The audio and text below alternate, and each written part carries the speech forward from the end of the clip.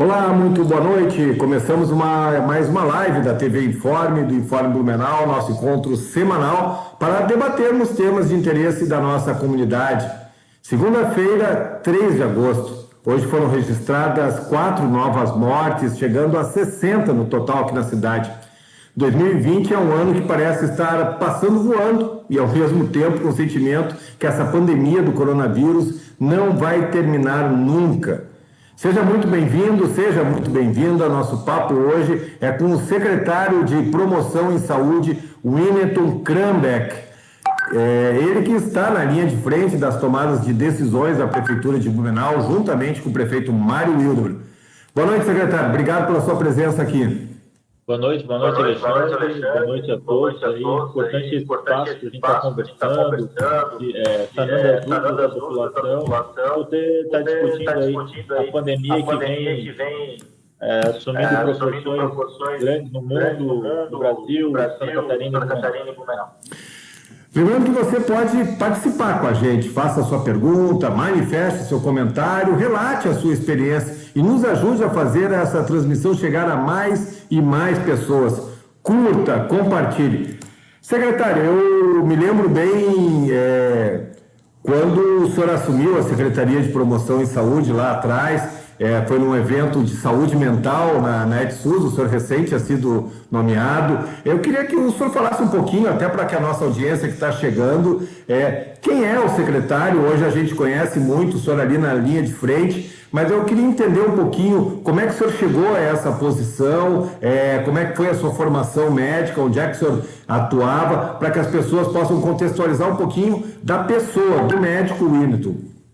Então, Alexandre, eu acho que nosso primeiro encontro foi um dia após a minha nomeação ali como secretário.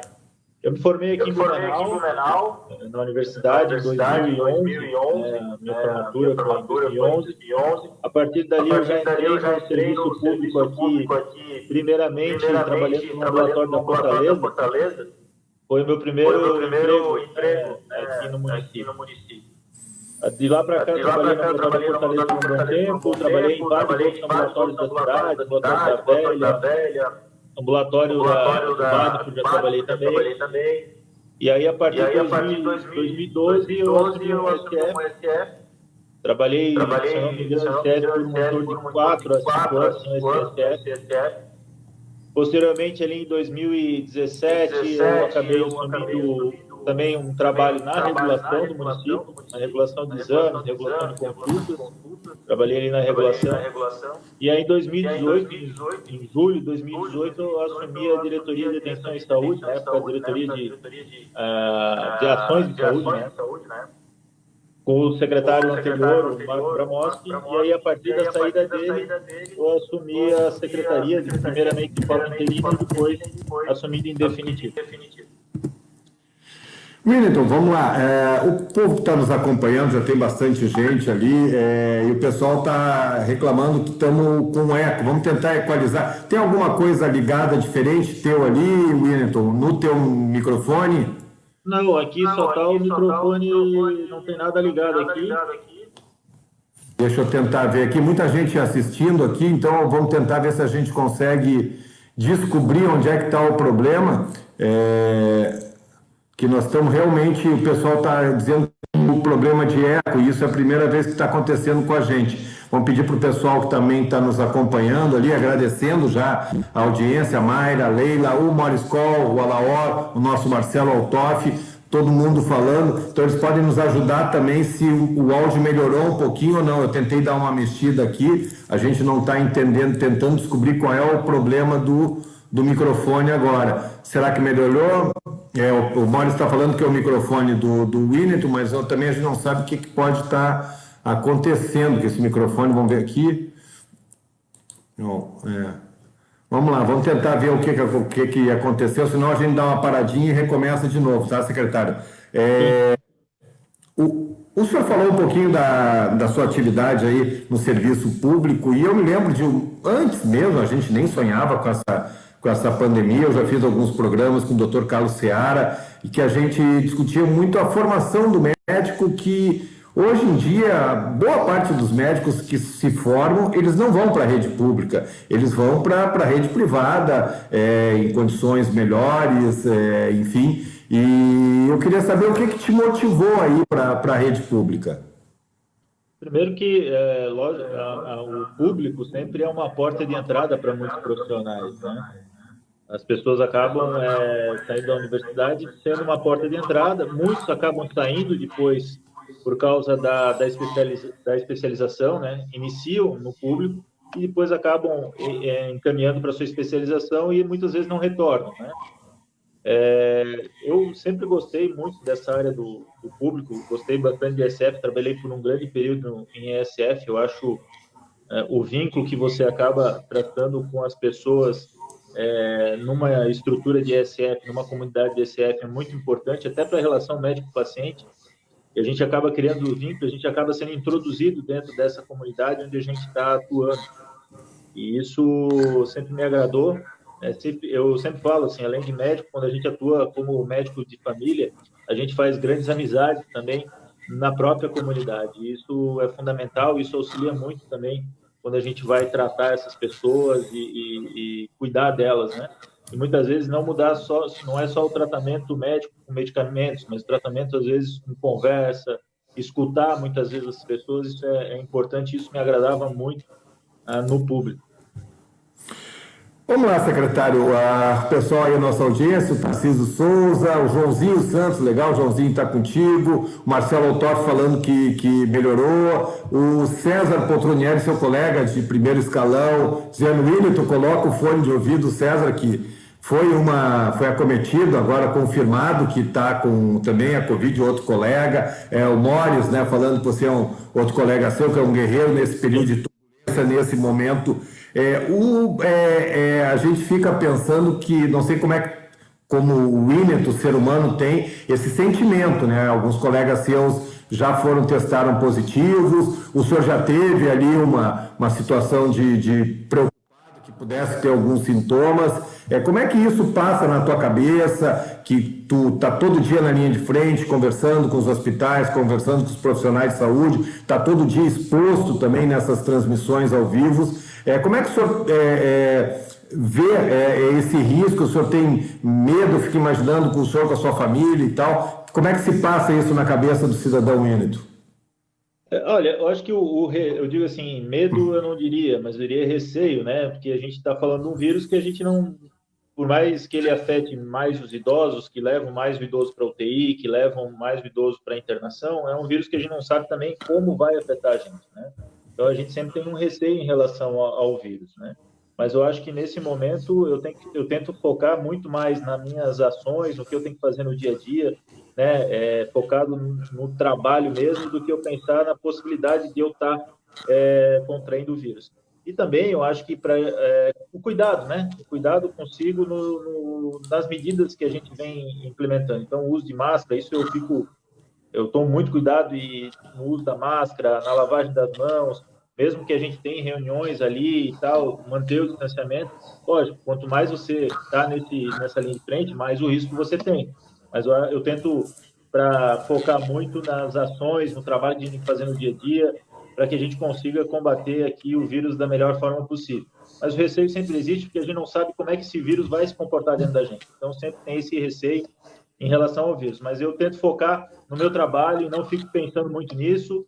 Eu tomo as medidas que são orientativas, né, que a gente orienta todo dia, e tento focar no trabalho em si. Bom, vamos lá. Mais colegas seus aqui, parabenizando pelo seu trabalho. O Rodrigo, Obrigado. grande amigo, né? Jornalista, grande colega. A Patrícia Líderes também aqui acompanhando. O Newton Spengler também assistindo. Qual foi o seu pior momento nesse enfrentamento da pandemia? O pior momento já passou? O pior momento nós estamos vivendo agora? Olha, eu acho que o pior momento, assim, eu sempre falo o mês de julho, para mim, um pior momento, assim, porque você teve uma escalada nos óbitos, né? E o óbito, ele sempre, ele impacta de uma forma geral, é, né, nas nossas decisões e no sentimento pessoal também, né? E julho foi um mês muito duro, né, na pandemia aqui para o município de Blumenau, um mês que a gente teve uma subida de óbitos muito grande, né? Então, para mim, esse foi, acho que, o pior momento, né, em que a gente teve ali junto à pandemia, né? E aí você tinha dias ali que você estava anunciando 3, 4 óbitos no dia, e isso impacta, assim, para nós, né? Porque a gente sabe que as famílias, de modo geral, são afetadas, a gente pensa nessas pessoas também que são afetadas por esse vírus. Não é uma situação fácil até para a pessoa que está internada, para o familiar, porque esses pacientes estão totalmente isolados, né, sozinhos, estão com a equipe, não estão com a família, né? É claro que os hospitais eles tentam encurtar esse espaço entre a família e o paciente que está internado, mas é uma situação difícil. E aí, para mim, o mês de julho foi um mês duro e acredito que o mês de agosto ele vai ser um mês difícil também. Eu acho que não vai ser um mês tranquilo. Então, mas para mim até agora, o mês de julho, aí, com o aumento dos óbitos, foi um mês que impactou, um mês duro, sim, para mim, eu acho que para a secretaria de modo geral. A Márcia Rautenberg diz que foi paciente do doutor, excelente profissional, muito atencioso e sempre preocupado com os seus pacientes.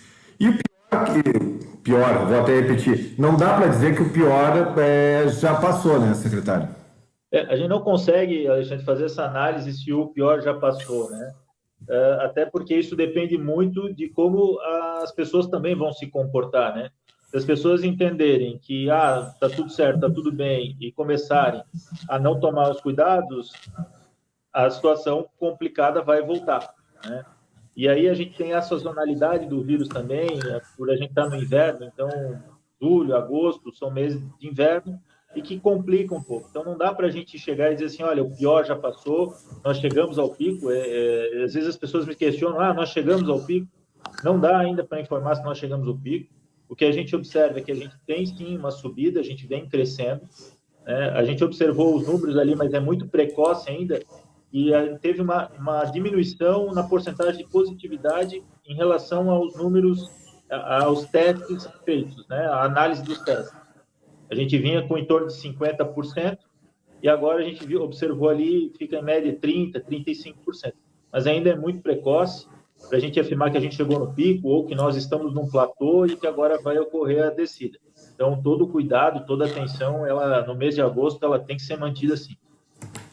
Secretária, também a nossa colega jornalista Danúbia de Souza nos acompanhando, ela parabenizando o seu trabalho, uma grande amiga, está sempre atento.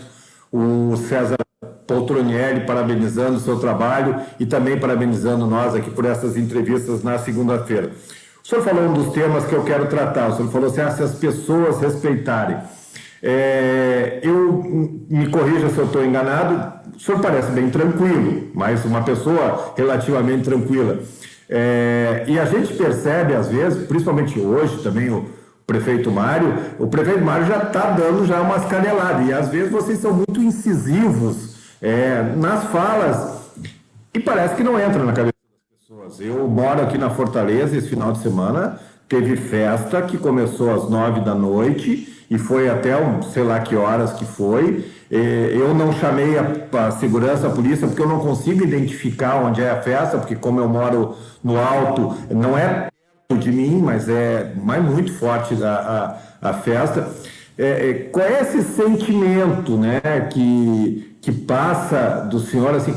As pessoas parece que não estão nem aí. Eu até escrevi um artigo no Informe, que está já postado, eu ainda não coloquei nas redes sociais, que todas as pessoas têm razão no sentido de que quando o comerciante, o dono do restaurante reclama que está fechado, que não pode abrir, ele tem a razão dele. A dona da academia, o dono do comércio que não pode abrir à noite, todo mundo tem as razões. Eu não queria estar na pele deles, né? Mas o que não parece que as pessoas têm razão é essas pessoas que aproveitam para fazer, por exemplo, as festas. Então as pessoas, os donos de restaurantes, se sentem lesados quando veem que eles que acabam se organizando, né, de uma forma ou outra, eles acabam sendo penalizados enquanto as pessoas continuam fazendo festa. E a prefeitura está tentando usar das cartas que tem na manga, né? Que é tentar coibir para evitar a circulação. Como é que o senhor fica com essas pessoas? O senhor está vendo que as pessoas não estão respeitando? Qual é o sentimento? O que te vem na cabeça? Que às vezes assim, ó, quando a gente observa essa situação nas residências, né, as pessoas, tanto é que hoje a gente falou na live com o prefeito, foram 22 no final de semana, aglomerações em residência, né? É um sentimento assim que as pessoas não, na verdade, parece que não conseguiram compreender a real situação que a gente vive, né? Às vezes parece que elas não conseguem observar o que está sendo apresentado a nós, ou eles têm um perfil assim de achar que nunca vai acontecer com eles, né? Que nunca vai acontecer com a minha família. E normalmente isso acontece, né? A gente hoje, com o aumento do número de casos, a gente percebe que o vírus está cada vez mais próximo das pessoas, mais próximos das nossas famílias, né? Lá quando a gente olhava lá para o março, abril, a gente olhava meio distante, né? E hoje é difícil tu não ver uma pessoa ou conhecer uma pessoa que foi positiva para coronavírus. Então, acho que essas pessoas, elas não compreendem, não estão compreendendo a situação, e por mais que a gente fale e repita, eu acho que desde março a gente vem falando, elas não estão compreendendo a real situação que a gente vive. Lógico, a gente vai ter que, eu sempre falo, pandemia, informar, conscientizar, mas a gente precisa que as pessoas tenham entendimento, porque se as pessoas começarem a compreender, começarem a entender o cenário que se apresenta e começarem a tomar as medidas, né, fazer essas medidas que a gente fala, essas 3 medidas que é uso de máscara, lavagem adequada das mãos, distanciamento social, um cotidiano, fazer parte do seu dia a dia, nós vamos conseguir conviver com o vírus até a chegada de uma vacina da melhor forma possível. Enquanto as pessoas não compreenderem, isso vai ser difícil. O Marcelo Altoff faz essa avaliação, né? A incompreensão das pessoas sobre a gravidade influencia as outras a descuidarem na proteção. Como enfrentar essa intolerância? Infelizmente, a gente apostar no bom senso das pessoas, né, secretário? E, de novo, a gente também entende um pouco as pessoas. Está todo mundo agoniado, a saúde mental de todo mundo que está dentro de casa está abalado, mas o que também a gente tem que entender é que, como o prefeito sempre fala, e sempre ao seu lado, ninguém está brincando de casinha. Eu acho que a última coisa que vocês queriam era todo dia ir lá para aquela sala, fazer aquela ladainha, ficar falando de morte, ficar falando de recomendação, ficar falando de penalização para as pessoas. Então, o que as pessoas não conseguem, além do bom senso, e parece que não entra na cabeça, e eu vou até fazer uma analogia, eu tenho um filho pequeno de 9 anos, às vezes a gente fala, quando eu brinco com ele, para aí que eu vou tentar abrir a tua cabeça para ver se tu entende algumas coisas. É um sentimento ruim de impotência, né?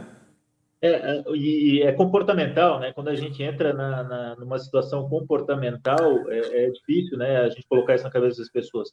Eu faço uma analogia, a gente fez um estudo ainda na faculdade, a gente fazia parte, que era sobre a adesão ao medicamento, né? Quantas as pessoas aderiam ao tratamento que era proposto pelos médicos, né? Normalmente, essa adesão, ela ficava abaixo de 50%, né? As pessoas de adesão ao medicamento proposto. E aí é comportamental, né? E esse é um grande problema, tanto no medicamento e tanto quando a gente está falando de uma pandemia, as pessoas aderirem àquilo que é proposto, incorporarem isso, né, no seu dia a dia. Mas a gente vem trabalhando, a gente tem que conscientizar de todas as formas, conseguir colocar isso nas pessoas, mas mudar comportamento é muito difícil. O cinto de segurança foi isso também, né? No começo, até as pessoas acostumarem, foi penalizado com multa, mas até mudança do comportamento, ele demorou até que virasse um hábito. Hoje a gente entra no carro, a gente já puxa o cinto de segurança. Então ele virou um hábito, né? E o que a gente coloca aqui, tanto da máscara, né? Mas assim, a lavagem das mãos, um certo distanciamento, algumas situações, elas têm que virar rotina, não só por causa do coronavírus, mas a gente tem vírus, síndromes respiratórias que afetam a saúde pública ali no inverno, que é todo ano, né? Com proporções menores, porque não é uma pandemia, mas afeta. E que aí que a lavagem das mãos, um certo distanciamento isso reduz. Então, são situações que deveriam continuar além da pandemia também. Bom, vamos lá. Eu tenho uma pergunta do Emerson Formento, meu amigo Emerson Formento, sobre os testes. Emerson, eu já faço essa pergunta, eu não quero perder o fio da meada. Ainda sobre o comportamento das pessoas, O Guinter Georg está dizendo as pessoas mudam apenas quando acontece o falecimento de familiar deles, aí a ficha cai, infelizmente. O Tarcísio Souza lembra Carl Sagan, dizendo que a ausência de evidências não é evidência de ausência, falando então que as pessoas não querem compreender, o melhor que podemos fazer é cooperar como indivíduo para melhorar o coletivo. A nossa Carol Bonin também escreveu uma coisa que eu já coloco. O senhor falou agora há pouco sobre cada vez mais a gente está percebendo as pessoas vítimas do coronavírus. Lá em março era uma coisa um pouco distante. O que eu digo que a Covid agora tem rosto, né? Antes a gente era uma pessoa aqui, uma pessoa distante, mas agora você já percebe que as mortes já é de uma pessoa conhecida de algo, já é de um irmão de B, já é de um parente, já é de pessoas. Então a gente começa a perceber pessoas do nosso meio, não diretamente, mas pessoas próximas, pessoas infectadas também próximo. O César Potronieri é um, mas a gente já começa a ver várias e várias pessoas, ou seja, cada vez mais, e isso já estava escrito lá atrás, mesmo quando não se tinha clareza do que ia acontecer, já estava escrito que isso iria acontecer. Então, não foi por falta de aviso, que talvez a gente pensava que pudesse vir um pouco antes, mas não foi por falta de aviso que esse vírus está chegando nessa dimensão e nessa letalidade. É baixa essa letalidade se fizer proporcionalmente. Baixa para quem não tem uma vítima na família, né? Porque senão não é baixa. Assim, Alexandre, os números eles são para nós gestão para trabalhar, mas para aquela pessoa o óbito é 100%, né? Não existe Sim. aquele 50%. Para a pessoa, para a família, o óbito é 100%. E a gente tem que trabalhar aqui. Lógico que a nossa letalidade é baixa aqui, isso faz parte de um trabalho que é feito. Mas a gente tem que trabalhar para que a gente não tenha óbitos, né? A gente trabalha para que não ocorra óbitos, né? Para que não ocorra nenhum óbito. É isso que a gente vem trabalhando, por mais que seja difícil quando a gente trata de uma pandemia, mas é para isso que a gente vem trabalhando e gerando toda a parte de saúde aqui no município. Bom, vamos lá. A Carol Bonin, a jornalista Carol Bonin, que está com vocês quase todo dia, ela levanta uma coisa que diz que é sempre mais fácil decidir quando a decisão é dos outros. Vemos e lemos julgamentos e ofensas diariamente, quando ninguém no mundo tem a solução para o problema. Tem sido assim há 130 dias e, infelizmente, vamos em frente, diz a Carol. Como é que o senhor convive com que as pessoas escrevem nas redes sociais? Eu vejo, por exemplo, o prefeito vai já para a canelada, já está dando no meio das pessoas também. É brabo, porque não tem uma decisão que vai agradar totalmente as pessoas, não tem uma decisão, e não tem manual também, né? Então, como é que o senhor convive com essas críticas? Como é que o senhor avalia? E aí eu vou te perguntar, assim, boa parte da população faz por desinformação, talvez por falta de consciência, por falta de empatia, e tem um componente político eleitoral aí também, porque esse é um ano, infelizmente, eleição municipal, e acaba se acirrando alguns debates de forma desnecessária, quando a prioridade devia ser a saúde. Olha, assim, eu acho que críticas elas sempre são bem-vindas, né? Críticas fundamentadas, críticas com embasamento, elas são fundamentais, até para que a gente possa, de alguma certa forma, pensar sobre ela e muitas vezes até mudar alguma atitude ou alguma decisão que foi feita. Aquelas críticas sem fundamento ou que só são para acusar ou para denegrir, essas ali eu tento não levar muito em consideração, tento não levar muito para o meu dia a dia, né? Mas eu tento me pautar muito nas decisões no meu corpo técnico, né? na comissão que a gente tem estruturada hoje no município, né? Em toda a gestão de saúde, nossos diretores, nossos assessores, todos que tem ali na secretaria, que hoje, basicamente, todos os funcionários da secretaria são de funcionários de carreira que trabalharam na saúde do município, conhecem a saúde do município. Então, eu tento pautar minhas decisões com esse grupo, né, que vem fazendo um trabalho fantástico na gestão do município, aqui na gestão da saúde do município, como bem os nossos profissionais.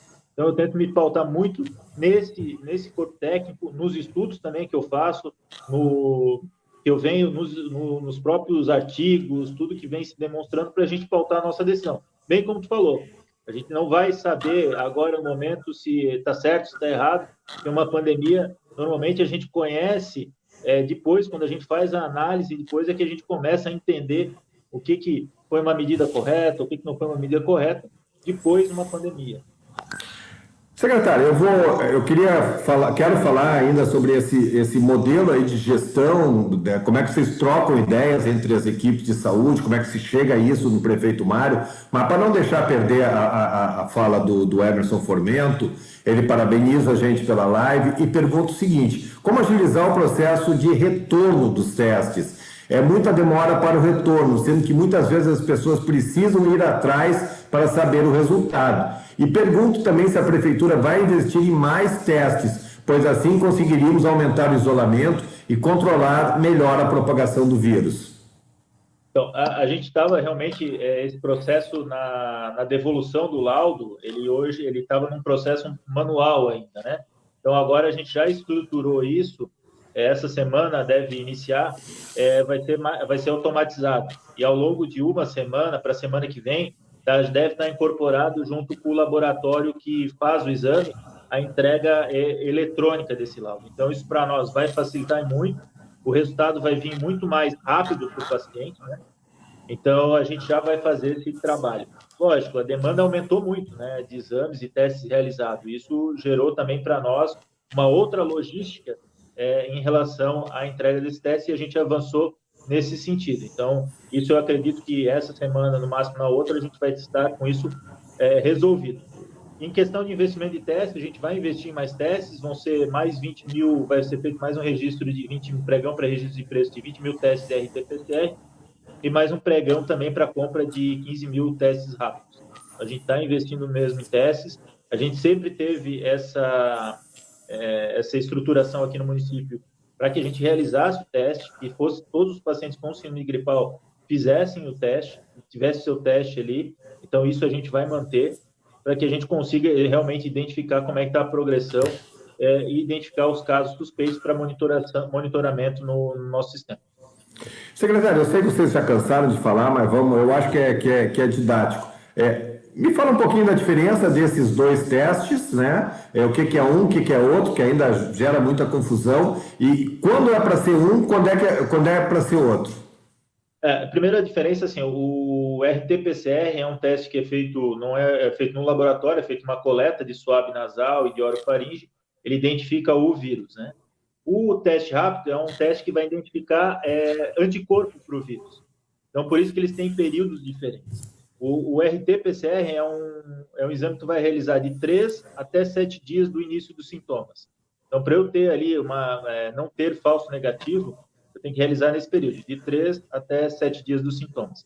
O teste rápido, que é o da gotinha de sangue, a gente vai realizar ele a partir do 8º dia, porque ele tem que formar anticorpo. E é a partir do 8º dia que a gente já consegue identificar esses anticorpos. Aí ele é realizado o teste rápido. Bom, vamos lá. Tem muita gente participando com a gente. Queria valorizar o Loriberto Leal, ação individual, resultado coletivo. Carlos Eduardo Veloso, parabenizando pelo trabalho. Dr. Winton, não é fácil estar na frente nesse momento. Continue nessa postura. A Jane, boa noite. O vereador Adriano Pereira aqui também com a gente. O nosso Marcelo Altoff fez uma outra pergunta. Marcelo, eu vou deixar um pouquinho para o final. O Alaor falando que qualquer crítica que não ofereça uma solução melhor é mera arrogância. Acho que a prefeitura, o Hino, está fazendo uma gestão extremamente transparente, não tem receita pronta. A Márcia Laureano, quem critica tanto deveria então fazer o milagre que tanto queremos. Eu quero falar sobre a tomada de decisões e o papel dos profissionais de saúde nessa tomada de decisões. Hoje, por exemplo, saiu uma notícia que um grupo de profissionais de saúde que estava também auxiliando as cidades do Alto Vale do Itajaí, que estava auxiliando na tomada de decisão, esse grupo pediu demissão hoje, porque eles não estavam mais conseguindo colocar em prática o que eles estavam discutindo no comitê perante as prefeituras dessa região. Então, o que a gente percebe, secretário? que muitos prefeitos acabam lá pelas tantas se deixando levar por outras opiniões, é uma pressão tamanho de um bonde para um prefeito, ele tem muita responsabilidade e a gente percebe muitos prefeitos acabando cedendo algumas pontas, ouvindo um pouco menos as equipes de saúde, ou ouvindo algumas maluquices que surgem por aí, que também eu quero falar contigo daqui a pouco. Mas o que me parece, e eu acho que isso é uma coisa boa, que o secretário Mário, ele tem se guiado na cartilha dos profissionais de saúde. Ele tem ido pela cartilha, é claro que a decisão sempre final é dele, mas ele tem ido na cartilha de vocês, né? Enfim, isso eu entendo que seja uma coisa absolutamente positiva. A gente vê coisas aí Brasil afora que são um desmando, e basta ver o próprio governo federal, mas enfim, eu queria, como é que vocês trabalham, como é que se formam, em quantas frentes da área de saúde vocês fazem o debate, analisam as coisas e chegam lá para o prefeito, porque eu imagino assim, prefeito tem que fechar, mas ele também está vendo tudo lá em cima nas costas dele, e eu imagino que ele diga, não, mas não, né, seja uma argumentação constante. Eu acho que é fundamental o prefeito ter essa visão técnica da saúde. Eu acho que ele também tem que levar em consideração outras. Nós, como técnicos, às vezes a gente vai ver saúde, né? E o prefeito ele tem que ver a cidade como um todo, né? Mas o prefeito Mário sempre tem se pautado basicamente no que a gente vem levantando para ele como técnico em saúde, né? Não só eu, mas como a comissão, e foi o que ele fez há 2 semanas atrás, quando houve uma indicação da própria comissão sobre o fechamento, né, de serviços não essenciais. Então, ele comprou isso para ele, nós tentamos construir também via região da Anvia esse fechamento, não tivemos um sucesso nesse sentido, mas adotamos aqui no município, fechamos, né, por um tempo de 7 dias, e aí, posteriormente, a gente conversou de novo com a nossa comissão de enfrentamento aqui sobre a possibilidade dessa restringir mais os essenciais e não essenciais, colocar tudo num pacote só de horário. Então, assim, acho que o prefeito Mário tem sempre se pautado nisso, a gente conversa constantemente, eu acho que é isso, a gente sempre vem conversando e se pautando pela técnica, pela saúde, né? E é um momento difícil, mas o que a gente precisa encontrar aqui é o equilíbrio, né, entre saúde e economia, para que a gente consiga evoluir bem. Mas, nesse sentido, a gente está bem de comissão, eu posso dizer isso, é uma comissão muito técnica, uma comissão que analisa muito bem os dados, é uma comissão que consegue pensar em cima daquilo que é levantado para eles, consegue elaborar e consegue ver também o todo, não vê só de forma individual. E, junto a isso, a importância do prefeito de buscar sempre a decisão, buscar sempre a informação na parte técnica para tomar decisão. Como tu falou, a decisão final é dele, mas a gente dá um embasamento técnico na área de saúde. Que bom que ele, né, ele continua peitando, né, porque é isso, tem gestores que afrouxam lá porque o tranco não é fácil, né? Eu imagino que quando vá para a reunião lá com os lojistas, com os empresários, né, em algum momento o senhor deve participar, mas normalmente não é o senhor que participa, é ele que aguenta o tranco lá. Quando ele chama ali é para o senhor tentar referendar o que ele está tentando dizer. Então não é saída fácil. Não, a saúde não é fácil.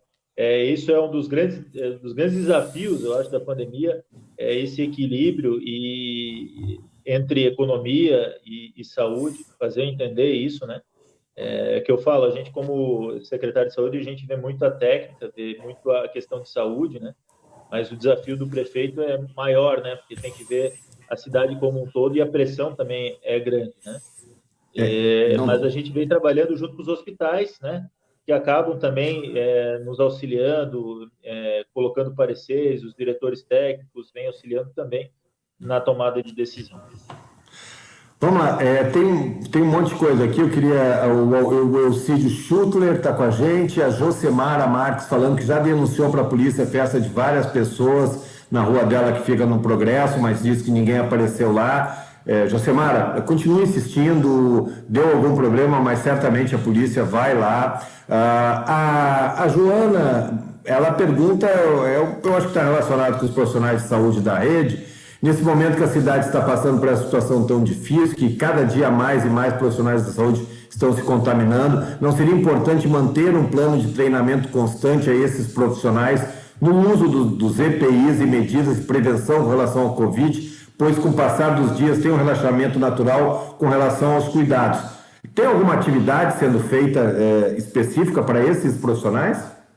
Sim, Alexandre, a gente tem toda quinta-feira, na verdade já ocorria toda quinta-feira até antes da pandemia a capacitação dos nossos profissionais. Aí com a pandemia, o que a gente fez? A gente trabalha hoje à distância com esses profissionais, eles têm cursos e aulas, né, à distância, e aí envolvem situações do coronavírus, como medicação, EPI, então a gente vai capacitando esses profissionais à distância, né? Nas quintas-feiras à tarde, esses nossos profissionais de SFs, eles têm essa capacitação online de temas envolvendo o coronavírus. Bom, vamos lá. O Oscar Cazico Grotman, ex-secretário de Desenvolvimento Social, parabenizando o senhor, parabenizando a gente pela live. O Léo Alegre, o uso de tecnologia na pandemia. O Ramides Pesati, parabéns ao secretário, né? Mantenha Deus firme. O vereador Adriano Pereira está participando ativamente, mas, enfim, ele está fazendo perguntas que eu entendo sejam fora do contexto e tem um embasamento político. E eu não vou colocar, vereador, mas fica lá na timeline, se o senhor quiser fazer uma pergunta focada aqui no nosso debate, mas isso, na verdade, eu acredito que não acrescenta. O senhor falou sobre a recente decisão de fechar o comércio na semana passada, que gerou uma polêmica tamanho de um bonde, né? Mas era naquela situação limite de Blumenau.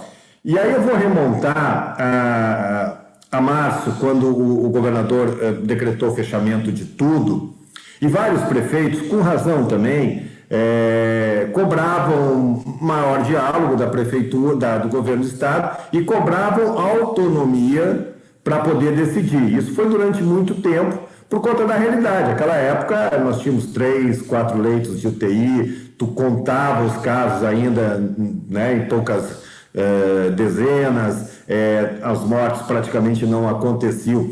Mas agora a coisa, o bicho pegou e aí deu essa repercussão. E aí o que acontece? Blumenau trancou todo o comércio, trancou tudo, tá ok. Mas as cidades vizinhas não trancaram, as cidades do litoral não trancaram. Todo mundo sabe que o blumenauense tem casa em Itapema, tem casa em Balneário, tem casa em Navegantes, tem casa em Penha. O final de semana passado, com aquele dia bonito, foi uma fartura de blumenauense na praia, né? A gente percebe a pessoa, bom, não pode sair à noite para jantar aqui em Blumenau, eu vou jantar em Pomerode, eu vou jantar em Indaial.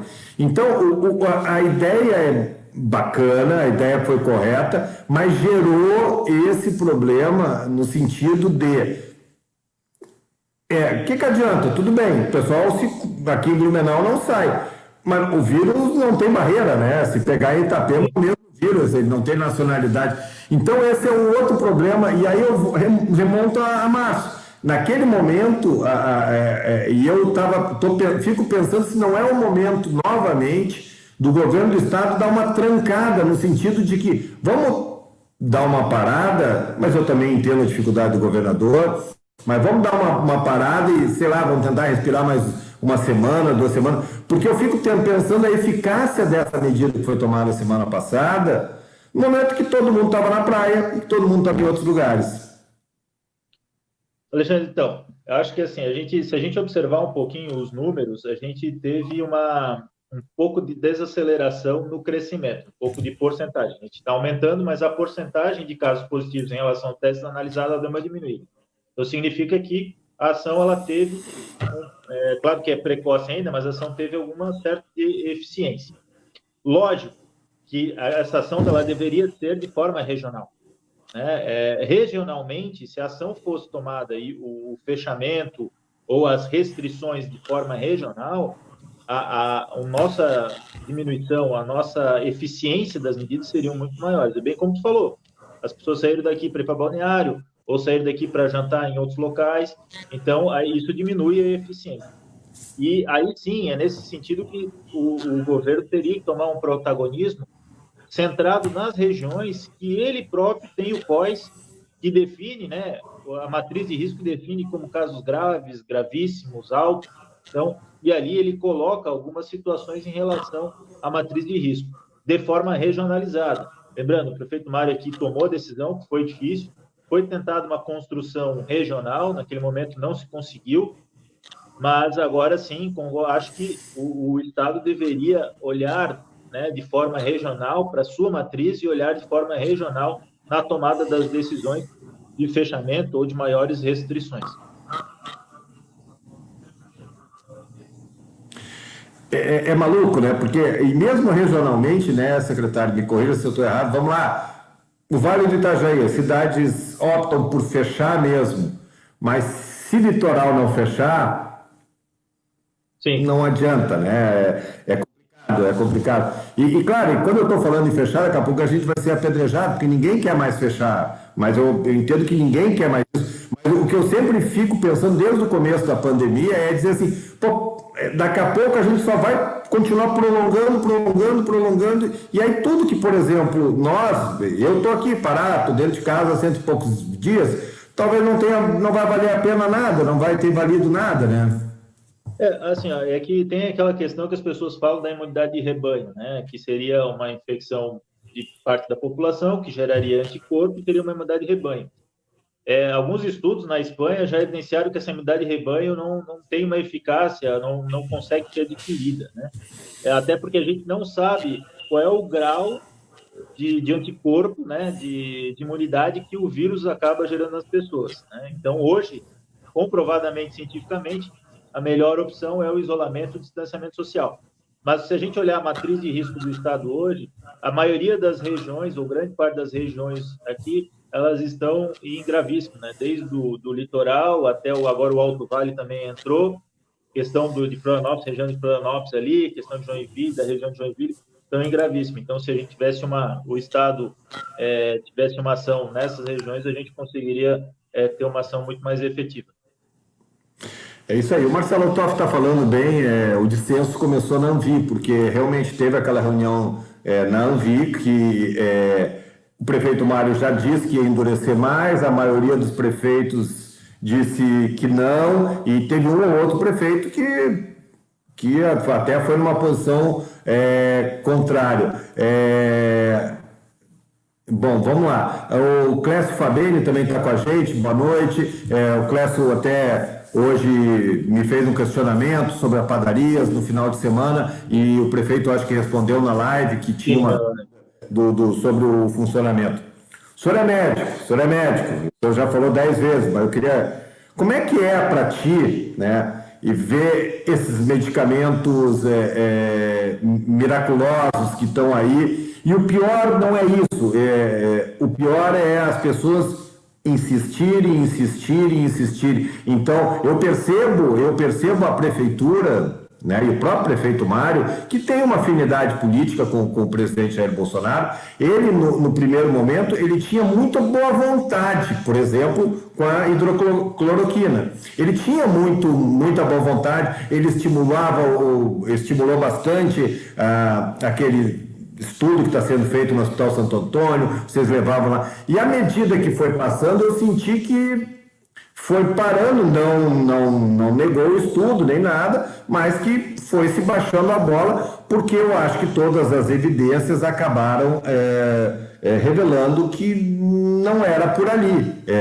Como é que fica, secretário? Todo dia tu está tendo que responder isso, aí depois também agora veio a ivermectina, né? Isso. Eu tenho também aqui em casa por causa do piolho do meu menino que teve um dia e tal. Então, assim, me conta como médico, como é que é isso para ti, e vendo que tem muita gente boa, muita gente bacana e muita gente esclarecida que insiste com essa tese. De que ponto atrapalha isso no trabalho de vocês? Olha, lógico que quando você... Primeiro, uma prescrição médica, ela acaba sendo uma autonomia médica, né? O médico tem autonomia de prescrever desde que ele tenha conversa com o seu paciente e os dois, em comum acordo, aceitem a prescrição, né? A prescrição ou a indicação dele, depois de uma análise ali. Então, eu quero deixar claro aqui, porque muitas vezes a gente foi questionado que Blumenau proibiu a prescrição desse medicamento. Não, de maneira alguma, a gente nunca proibiu a prescrição, isso é um ato médico, o médico pode prescrever essa medicação. Outra que a gente sempre se baseou na ciência e na medicina baseada em evidência, né? E tanto é que a gente acabou incentivando os estudos, porque, logicamente, se os estudos demonstrarem da eficiência e as evidências mostrarem que ele tem efeito, não teria problema nenhum assumir o protocolo. O que aconteceu é que o primeiro estudo, já saíram, as duas etapas do estudo já saíram, que é o estudo a nível Brasil, que o Santo Antônio faz parte, a doutora Sabrina fazem parte ali do estudo. O primeiro para pacientes graves, não mostrou que o desfecho era o mesmo para paciente que tomava ou não tomava medicação, e para pacientes médios também mostrou um desfecho igual, para pacientes que tomavam ou não a medicação. Ainda existe o braço do paciente leve que está sendo analisado, né? Mas hoje, os estudos não mostram uma eficiência ou um resultado positivo em relação a isso. O que, como instituição, fica difícil você assumir um protocolo. Então, e lógico, eu vou fazer um paralelo com a epidemia de H1N1, que você tinha ali, depois logo surgiu o Tamiflu, né? Naquela época o Tamiflu logo surgiu, né? Você tinha uma medicação, né? E hoje as pessoas... na epidemia, as pessoas tentam buscar algo, né? Buscar alguma coisa para que se consiga combater. E hoje, cientificamente, a única forma de se combater o coronavírus é com o distanciamento social, com o uso da máscara, com lavagem das mãos. Não tem uma fórmula hoje medicamentosa que a gente consiga combater o coronavírus. Secretário, já estamos caminhando para o final. O Marcelo Mitter está aqui com a gente. O Carlos perguntando sobre a ivermectina, já acabou de responder.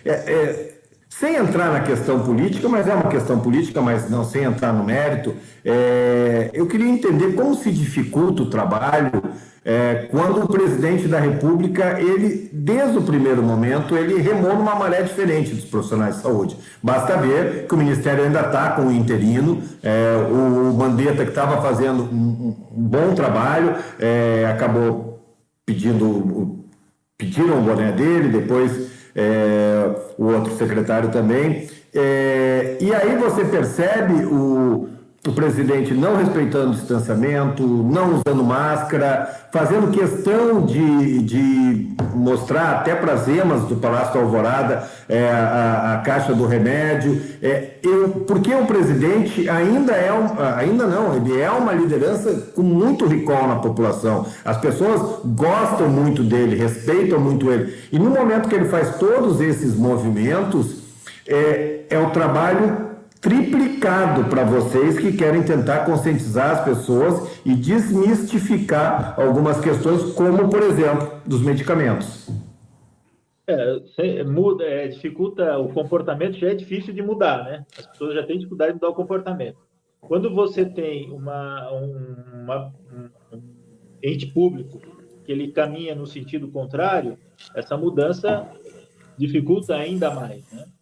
Mas hoje, a grande dificuldade que a gente tem em relação à pandemia, assim, no Brasil, é que a gente não tem uma linha para se seguir no enfrentamento do coronavírus em todo o Brasil, né? Não existe uma linha, né? Não existe uma maneira, né? Desde o federal, estadual, municipal. Então, a gente não tem aquela linha a nível ministerial, qual a conduta que a gente vai seguir. Então, isso dificulta muito, né, na pandemia. E, lógico, quando você tem entes públicos que vão para o lado oposto das orientações de saúde, isso dificulta muito no comportamento, que a gente consiga fazer com que as pessoas assimilem o que a gente vem falando e coloquem isso na prática. Então, a gente tem uma dificuldade bastante grande por causa disso. Eu imagino, eu aprendi uma coisa num treinamento em rafting, que tu pode ter 8 pessoas dentro de um bote, mas se um estiver remando para o lado errado, o bote não sai do lugar. É uma coisa que a gente aprende num treinamento. Secretário, duas questões para a gente encerrar. A questão dos leitos de UTI. A gente fala tem 63 normais que já estão ocupados e 31 de guerra, se eu não me engano, né? Isso. Tem certo. Além desses leitos, tem quantos outros existem de pessoas com outras doenças? Olha, os leitos de UTI de outras doenças, eu não me engano, assim, eu tenho que até Mais ou menos. Olha, eu acredito que deve ter no Santa, deve ter 15 ou 15 leitos de outros, eu tenho que passar essas informações depois, e no Santo Antônio eu acho que também em torno disso, né? A ocupação deles, eu acredito que deve estar na faixa de 80, acho que nessa porcentagem, não consigo ainda te precisar aqui. Mas, assim, o que acontece? Quando a gente fez esses leitos, a ocupação dos leitos de guerra, é porque tu muda toda a estrutura Sim. do hospital, né? Então, tu vai como a gente fala, tu vai canibalizando equipamentos, tu vai canibalizando profissional, que às vezes atende em outro setor, tu traz e consiga tocar uma UTI, tu traz para tocar uma UTI. Então, os hospitais vão mudando toda a sua estrutura para comportar esses leitos, né? Hoje, a gente tem que trabalhar muito também na questão da ampliação dos leitos a nível do Alto Vale, a nível da Foz também, o aumento de leitos. Por quê? Porque a gente acaba recebendo esses pacientes aqui nas nossas estruturas, né? E com Sim. ampliação em outros locais, você consegue disponibilizar os mais leitos aqui que você já tem. Então, tanto o prefeito quanto eu, a gente vem conversando constantemente com o Estado e de forma até veemente, no sentido que ele realmente coloque em prática os leitos que seriam na Foz e os leitos do Alto Vale para a gente trabalhar aqui. Só que quando a gente trabalha com a pandemia que a gente está aqui, toda a estrutura do hospital muda, não só os leitos, né? Por exemplo, cirurgias eletivas também não estão sendo realizadas. Isso gera um impacto em saúde pública muito grande, até a longo prazo, né? Só que nesse momento não tem como estar fazendo essa cirurgia, porque você vai impactar também leito de enfermaria, leito de UTI. Então, existe todo um impacto em relação ao hospital quando você está no meio de uma pandemia e no nível que ela está. Eu me lembro daquela história de uma senhora que teve um princípio de infarto ou infarto, que ela foi medicada e não foi operada, não foi aplicado, né, feita a cirurgia pela dificuldade e tal, ela está tratada em casa, mas imagina o drama dela, o drama da família dela. Enfim, né, é um problemão. Vou lhe fazer a última pergunta. O Leandro critica o prefeito, porque diz que o prefeito, durante um bom tempo, pedia para tomar as rédeas da situação com relação ao Carlos Moisés, e agora que tem essas rédeas, né, enfim, é uma avaliação do Leandro que a gente respeita e aqui, e uma pessoa também dizendo, mas que o prefeito é próximo do presidente Bolsonaro, defende ele, sim, na política de ideias defende, mas a gente está vendo que pelo menos nessa questão de saúde, felizmente, o prefeito está em campo. É uma contradição de condutas? Pode ser, Joana, pode ser uma contradição de condutas, mas que bom para nós, blumenauenses, que ele tem estado do lado do pessoal médico. Eu quero, para encerrar, secretário, lhe agradecendo muito a deferência, eu sei do cansaço de vocês, do estresse de vocês. Qual é a sua expectativa daqui para frente? O Marcelo Altoff perguntou ali, bom, o caminho é a vacina mesmo, é isso que nós temos que estar torcendo, e como é que o senhor avalia se é esse o caminho? Então isso é uma coisa que não vai estar resolvida em massa, pelo menos nesse ano, né? Mesmo que venha a vacina, mesmo que aconteça tudo, nós não vamos ter essa solução disponibilizada para grandes públicos nesse ano, pelo menos. Ou seja, como é que o senhor avalia que nós vamos sair desse trem ali? Quanto tempo? Como é que vai ser? Eu sei que eu estou lhe fazendo uma pergunta um tanto complicada. Eu acho que a vacina, ela vem... a gente nunca teve uma evolução tão rápida numa pesquisa de vacina, né? A vacina vem evoluindo de uma forma muito rápida, né? Várias vacinas que estão sendo estudadas vêm evoluindo muito rapidamente. Mas, como tu falou, o grande problema é depois a produção em massa, né? Chegar a toda a população essa vacina, que aí deve demorar um pouco. Isso que acredito que lá para dezembro ou início de janeiro pode começar uma produção mais substancial dessas vacinas. Eu acho que para a gente falar assim, a gente vai ter um novo normal daqui para frente, né? Muitas coisas a gente vai ter que assimilar e até que se chegue essa vacina, a gente vai ter que estar sempre tratando disso, né? Sempre cuidando em relação ao vírus. O vírus, ele não vai... o pessoal fala assim, mas aí depois de junho, agosto, o vírus desaparece. Não, o vírus não vai desaparecer. O vírus está aí, o vírus vai circular nas nossas cidades, né? E aí a gente vai ter que conviver com o vírus da melhor forma. Lógico, a partir do momento que a gente conseguir diminuir a ocupação de UTI, a situação normalizar, esse novo normal, ele se torna um pouco mais flexível, né? Acredito que o mês de agosto é um mês ainda complicado, acho que vai ser um mês, assim, duro, em que a gente deve ter os leitos de UTI sempre um nível alto, a gente espera que eles abaixem, mas um nível alto. Talvez, aí eu não tenho como definir isso, mas talvez um setembro a gente consiga uma queda, talvez, na curva, mas isso só os números vão demonstrar. Até porque a gente tem a sazonalidade do vírus, né? O inverno, ele propicia maior propagação e mais circulação do vírus. Mas eu acho que o que fica até que a vacina chegue vai ser o nosso novo normal, a gente começar a aprender a conviver com esse vírus que se apresentou para nós, que vai mudar muita coisa na nossa sociedade, né?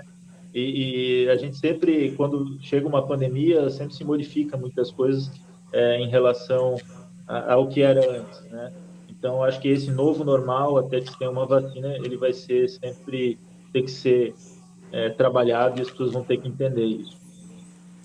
Secretário, eu quero lhe agradecer a sua deferência, parabenizar o senhor, parabenizar a equipe, que eu digo que até podem ocorrer decisões erradas, porque não tem manual, muitas coisas, quem acompanha as lives, a gente percebe algumas coisas foram caindo pelo caminho, outras coisas foram incorporadas, outras coisas foram mudadas, até porque é uma coisa absolutamente diferente que aconteceu para todo mundo, mas o que as pessoas precisam valorizar, independente de partido político, independente de administração, independente de eleição, é que tem um monte de gente ali na prefeitura trabalhando muito, muito, muito sério e tentando acertar.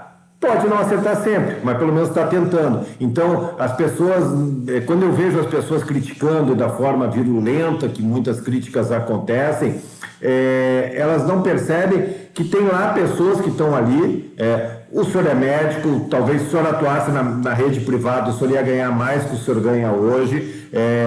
As pessoas, talvez muitos colegas seus que tivessem numa outra situação, eles talvez também tivessem condições financeiras mais propícias, vocês estão arriscando, vocês estão se afastando de suas famílias, então a gente tem que louvar o trabalho de vocês, profissionais de saúde, e trabalho de todo o pessoal aí na prefeitura que está nessa linha de frente nesse momento. Então, dando esse recado para o senhor, para a sua equipe, eu quero mais uma vez agradecer a sua deferência com o Informe Blumenau. Obrigado, secretário.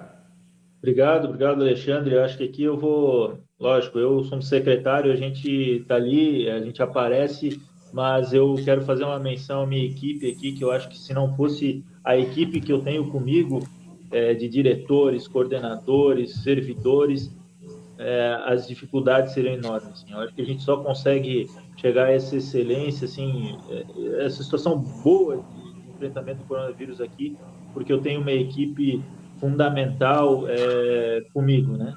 Então, é essa equipe que faz a operacional, é essa equipe que trabalha no dia a dia, bem como a minha equipe de servidores que estão na linha de frente, todo dia, né, atendendo a população, estão ali se colocando em risco, né, colocando a sua família em risco para atender as pessoas.